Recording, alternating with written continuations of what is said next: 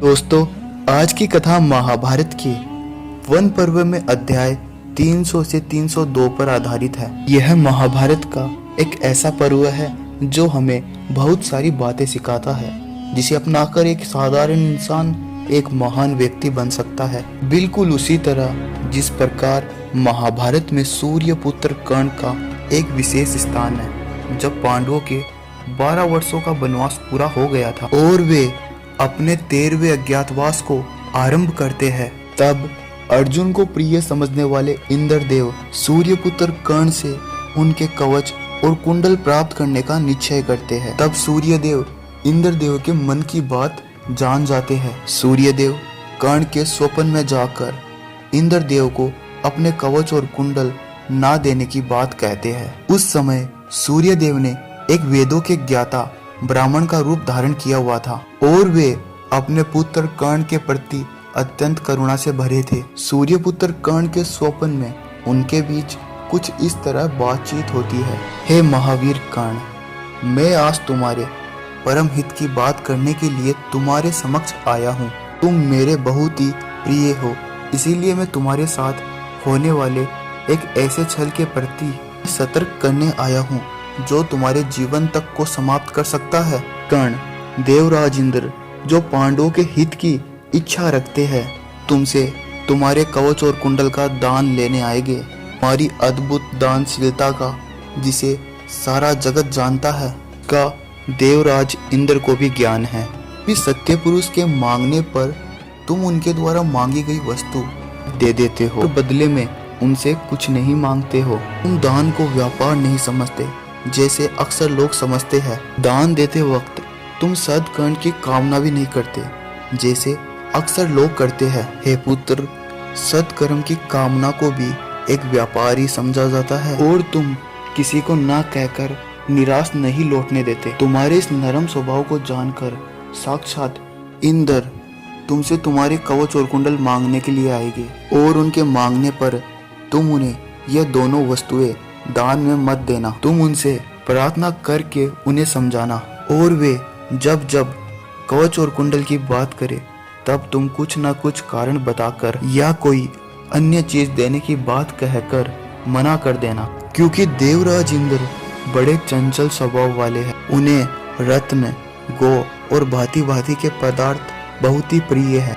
यदि तुम अपने जीवन के साथ उत्पन्न हुए ये सुंदर कवच और कुंडल इंद्रदेव को दे दोगे तो तुम्हारी आयु क्षीण हो जाएगी और तुम भी साधारण पुरुषों के भांति मृत्यु के अधीन हो जाओगे। हे परमवीर कर्ण, तुम अपने कवच और कुंडल के साथ युद्ध में अपने शत्रु के लिए अवध्य बने रहोगे। हे कर्ण, यह दोनों रत्नमय कवच और कुंडल अमृत से उत्पन्न हुए हैं, अतः यदि तुम्हें अपना जीवन प्रिय है तो इन दोनों वस्तुओं की रक्षा अवश्य करना। तब कर्ण ने पूछा, भगवान, आप मेरे प्रति इस प्रकार जो मेरे हित की सलाह दे रहे हैं, मैं आपसे यह जानना चाहता हूँ कि आप कौन हैं। तब ब्राह्मण देव ने कहा, हे कर्ण, मैं सूर्य देव हूँ। तुम मेरे पुत्र हो और तुम्हारे प्रति अपार स्नेह के कारण मैं तुम्हें दर्शन देकर यह सामायिक कर्तव्य समझा रहा हूँ। अगर तुम मेरा कहा मानोगे तो तुम्हारा अवश्य कल्याण होगा। कर्ण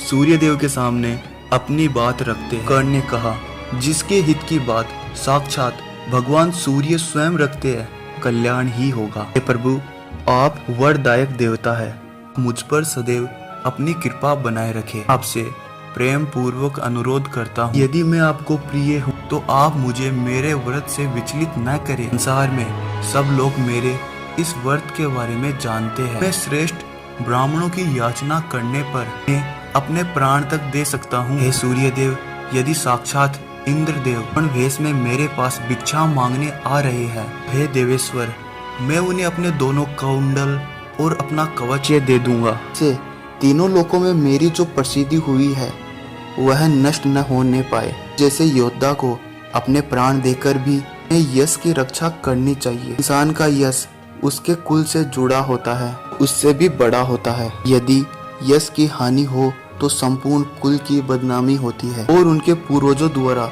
एकत्रित किए गए शुभ फल नष्ट हो जाते। ऐसी स्थिति में यदि देवराज इंद्र मेरे पास भिक्षा मांगने के लिए पधारेंगे तो मैं कवच सहित दोनों कुंडल उन्हें अवश्य प्रदान कर दूंगा। अतः सूर्यदेव, मैं अपना जीवन देकर भी अपने प्राणों से अधिक कीर्ति को महत्व दूंगा। कीर्ति ही इस संसार में माता की भांति है, हर मनुष्य को एक नया जीवन प्रदान करती है। हे लोकेश्वर, साक्षात वर्मा जी द्वारा दिया गया ज्ञान की कीर्ति ही मनुष्य की आयु है।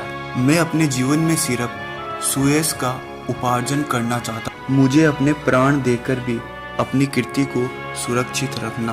आप यही मेरा व्रत समझे। यह मेरा सौभाग्य है कि अपने जीवन से प्रिय भी कोई वस्तु मुझे दान में देने का अवसर प्राप्त हुआ है। इससे मुझे उत्तम गति प्राप्त होगी।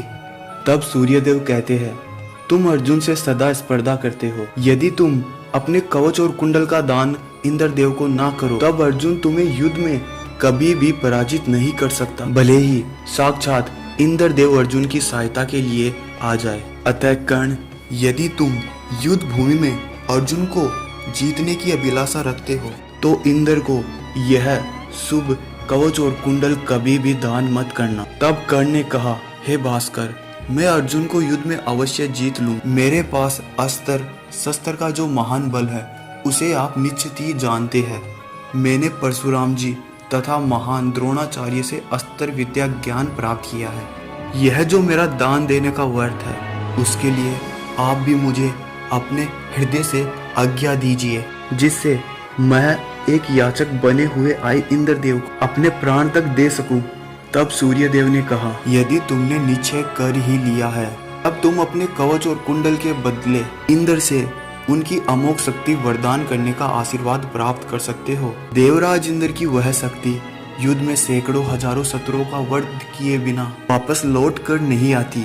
यह एक अचूक अस्त्र है जो शत्रु का विनाश करके ही रहता है। इतनी बातें होने पर सोए हुए महाबली कर्ण की आंखें खुल जाती है। दोस्तों, कर्ण का जीवन हमें कितना कुछ सिखाता है। अपने प्राणों तक की चिंता किए बगैर अपने पथ पर चलते रहना और सदा सत्कर्म करते रहना और दान इस तरह करना कि किसी को कानो कान खबर ना हो। जो इंसान दान करने के बाद उसका बखान करता है, उस दान का सत्कर्म तुरंत नष्ट हो जाता है। किसी की जरूरत को पूरा करना उसकी आत्मा को बलवान बनाता है।